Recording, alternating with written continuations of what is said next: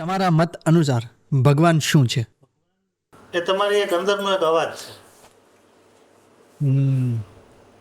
ભગવાન માત્ર એવું કોઈ પણ ફોર્મમાં તમે એને ઇમેજિન કરી શકો, કોઈ પણ રીતે એની સાથે વાતચીત કરી શકો, તમારા પ્રશ્નોનો જવાબ મેળવી શકો.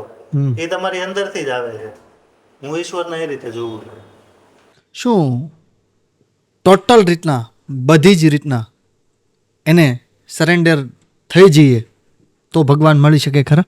મારા મત પ્રમાણે કૃષ્ણ કે ભગવાન, આપણે જે પણ મહાદેવ, એ પણ આપણે જે પણ વિચારતા હોઈએ, એ પ્યોર કોન્શિયસનેસ જે છે એ જ કૃષ્ણ છે, એ જ ભગવાન છે.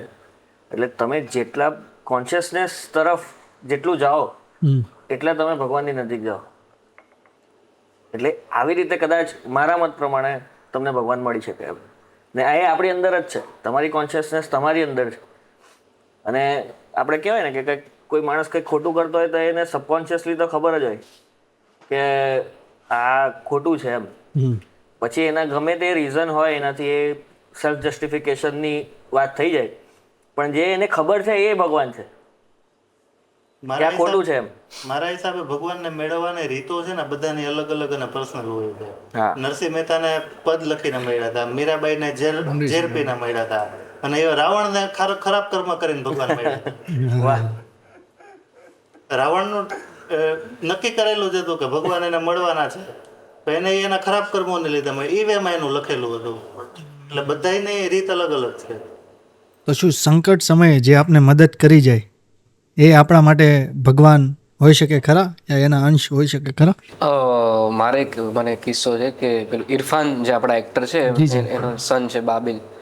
એ ઇરફાન જ્યારે મરી ગયા હતા ને ત્યારે એને એક કિસ્સો કીધો હતો કે હું કંઈક 10-11 વર્ષનો હતો ને ત્યારે કે મેં પૂછ્યું હતું કે ભગવાન શું છે, તો કે મને ફાર્મ હાઉસે લઈ ગયા અને ત્યાં એક લેક હતી અને એને સ્વિમિંગ આવડતું નહોતું, તો એને ડૂબાયો અને પેલો આખો તડફડ્યા મારે કે ભાઈ પાછો બારે કાઢી દીધો. બીજા દિવસે પાછો ડૂબાડ્યો, પાછો તડફડ્યા. આવું એને 10 દિવસ કર્યું. 11મા દિવસે પેલો તડફડે મારવાનું છોડી દીધું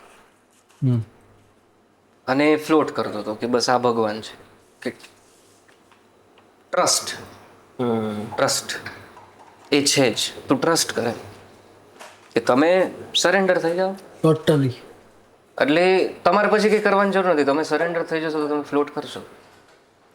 એટલે એ વસ્તુ છે કે ભાઈ છે તમે ગાગા પહેલાં ના થઈ જાઓ કે અરે શું કરશું, આ કરશું, તે કરશું.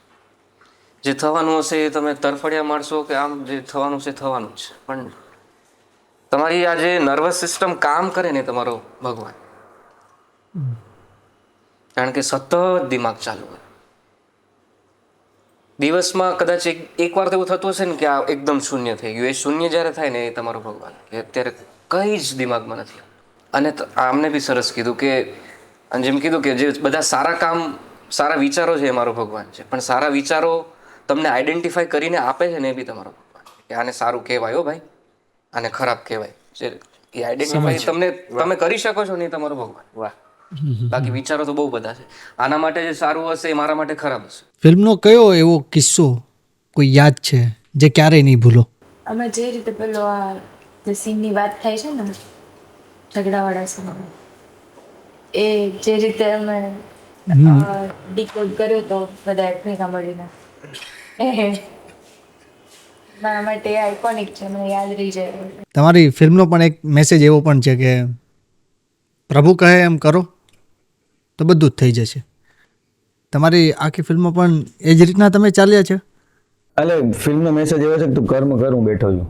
અને તમે જ્યારે જોશો ત્યારે અમુક ઘણી બધી વસ્તુ જે આપણે ડીકોડમાં વાત કરશું જી, એ છે, એનર્જી છે, એ વસ્તુ જે કદાચ ફિઝિક, હું કહું કે કૃષ્ણ ભગવાન ઓલું વેશભૂષ ધારણ થઈને આમ ચક્ર બતાવીને આવી જાય ને તો આપણે જીવનમાં બે સુસ્તી બંધ પડી જાય. હવે શું કરવાનું?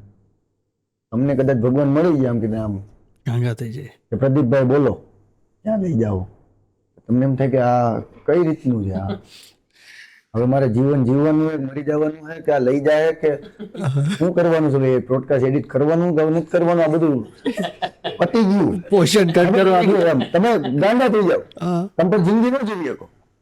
એટલે ભગવાન કદાચ નથી આવતા એ રીતે.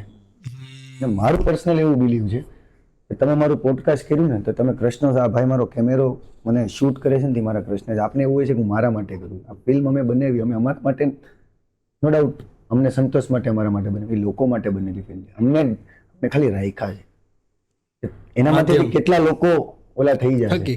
હા એટલે એ ઓડિયન્સ અમારી કૃષ્ણ છે ને અમે બનાવ્યું તો એ ઓડિયન્સ માટે અમે કૃષ્ણ છે. એટલે આખી દુનિયા એક કૃષ્ણ છે. આપણે એકબીજાને સર્વ કરવા માટે આવ્યા છીએ. તમે આજે પોડકાસ્ટ લીધું આ વસ્તુ તો તમને એમ થાય મેં પોડકાસ્ટ લીધું મારા પોડકાસ્ટ થકી એ બધા આગળ વધશે.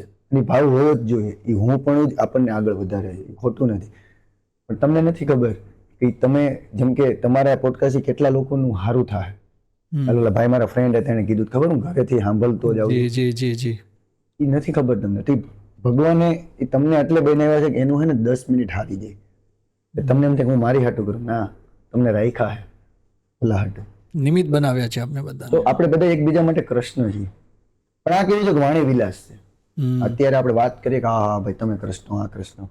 પાર્કિંગમાં જવું ને કોઈ ગાડી પર બેઠો છે કે ઉતરે ભાઈ ઉતર ભૂલાઈ જાય. આ માયા હે.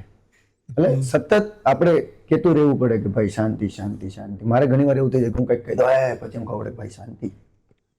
પણ એ રિયલાઇઝ થવું ને એ બી એક કે ને એને જે કીધું કૃષ્ણ આઈડેન્ટિફાઈ થવું ઘણી વાર લોકો નથી થતું આ વસ્તુ.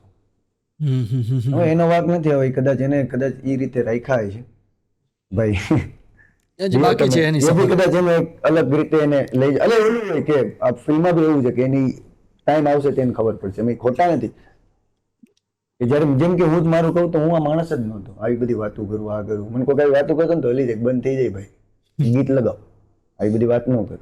ઘેરે બાપુજી આજ સમજાવે તું આજ સમજાય એક નવી વાત કરી. પણ એ સમય સાથે ચેન્જ બધું થતું છે. એમ તો કૃષ્ણ આ છે. આવા જ પોડકાસ્ટ વધારે જોવા માટે તમે અત્યારે જ આ ચેનલને સબસ્ક્રાઇબ કરો.